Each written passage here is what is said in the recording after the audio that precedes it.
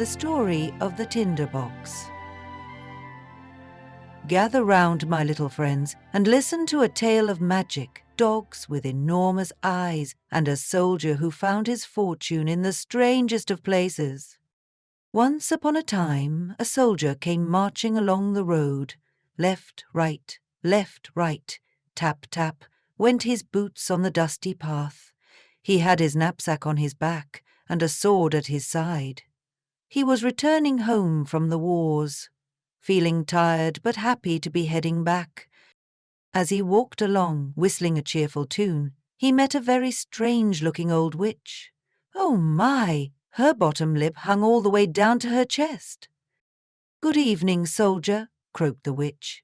"You have a very fine sword and a large knapsack. You're a real soldier.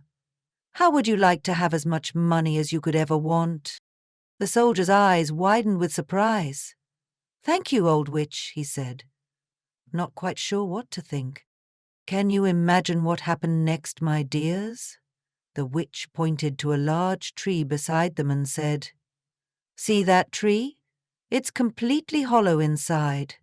Climb to the top and you'll find a hole. Through that hole, you can lower yourself deep into the tree. I'll tie a rope around you and pull you back up when you call." "But what am I to do down there?" asked the soldier, scratching his head in confusion. "Get money, of course," cackled the witch. She explained that below was a huge hall lit by hundreds of lamps. There would be 3 doors leading to 3 chambers, each with a chest of money guarded by a dog. "In the first room," she continued, "there's a dog with eyes as big as teacups, sitting on a chest of copper coins. In the second room, there's a dog with eyes as big as mill wheels guarding silver coins. And in the third room," her voice dropped to a whisper, "there's a dog with eyes as big as towers, watching over a chest full of gold. Goodness gracious, wouldn't you be amazed to see such dogs?"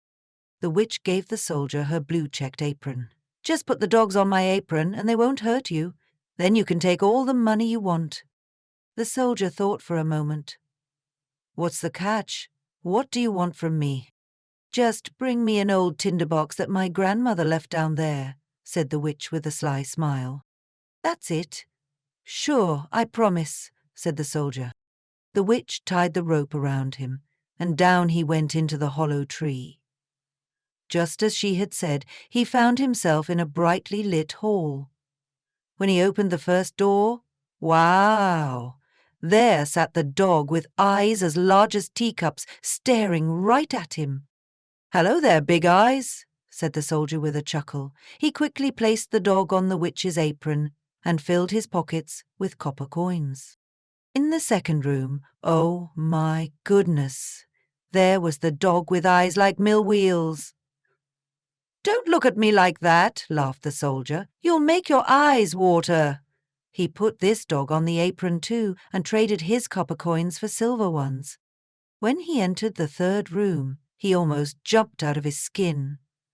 There was the most terrifying dog of all, with eyes truly as big as towers, spinning around like wheels in its head. Good morning," stammered the soldier, tipping his cap. Can you picture how scary this dog must have looked, boys and girls? But our brave soldier placed him on the apron anyway. When he opened the chest, amazing! There was enough gold to buy every toy, every sweet, and every good thing in the entire world. The soldier quickly threw away all the silver coins and stuffed gold into his pockets, his knapsack, his cap, and even his boots. He was so loaded with gold that he could barely walk. Clonk, clonk, clonk went his heavy footsteps. After closing the chest and putting the dog back, he called up, "Pull me out now, you old witch." "Do you have the tinderbox?" she asked. Oops, the soldier had completely forgotten about it. He quickly went back and found the tinderbox. Then the witch pulled him up. Standing on the road again with all his gold, the soldier asked, "What do you need this tinderbox for?" "That's none of your business," snapped the witch. You have your money, now give me the tinderbox." Now, this is where our soldier made a not-so-nice decision, my little listeners. Instead of giving the witch the tinderbox, he kept it for himself and walked away. The witch wasn't happy about this at all. The soldier headed to the nearest town, stayed at the best inn, and bought himself fancy new clothes. Everyone thought he was a very important gentleman. They told him all about their town and mentioned the king's beautiful daughter, the princess. "Where can I see her?" asked the soldier. "No one can see her," they explained. "She lives in a copper castle surrounded by walls and towers. There's a prophecy that she'll marry a common soldier, and the king absolutely can't stand that idea. Wouldn't you like to see a princess who lives in a copper castle too?" The soldier enjoyed his rich life for a while. He went to shows, drove through the king's garden, and gave money to poor people, remembering his own days without a penny. But eventually, his money started to run out. He had to move from his fancy rooms to a tiny attic and clean his own boots. One dark evening, he didn't even have money for a candle. Then he remembered the piece of candle in the tinderbox he'd taken from the tree. When he struck sparks from it, poof! The door flew open, and there stood the dog with eyes as big as teacups. "What orders, master?" barked the dog. "Whoa!" exclaimed the soldier. "This is some tinderbox. Bring me some money," he told the dog. In a flash, the dog disappeared and returned with a bag of copper coins in his mouth. The soldier quickly figured out how the tinderbox worked. 1 strike brought the dog with copper money, 2 strikes brought the dog with silver, and 3 strikes brought the dog with gold. Just like that, our soldier was rich again. He moved back to his nice rooms, wore his fine clothes, and his friends recognized him once more. After a while, he became curious about the princess.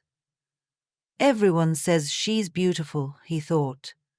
"I'd really like to see her, even just for a moment." He struck the tinderbox once, and when the dog appeared, he said, "I'd love to see the princess, if only for a moment." Zoom! The dog disappeared and quickly returned with the sleeping princess on his back. She was so lovely that anyone could tell she was a real princess. The soldier couldn't help giving her a little kiss before the dog took her back to the castle. The next morning the princess told her parents about her strange dream of riding on a dog's back and being kissed by a soldier. The queen thought this was very suspicious and had an old lady watch over the princess that night. When the soldier called for the dog again, the old lady followed them. She marked the soldier's door with a chalk cross to find it later. But the clever dog saw this and put chalk crosses on every door in town.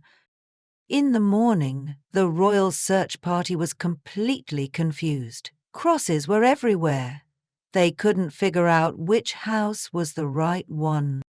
The queen was very clever, though. The next night, she tied a small bag of flour around the princess's neck with a tiny hole in it. When the dog carried the princess to the soldier's house, the flour left a trail all the way there. Oh no! The next morning the soldier was caught and thrown in prison.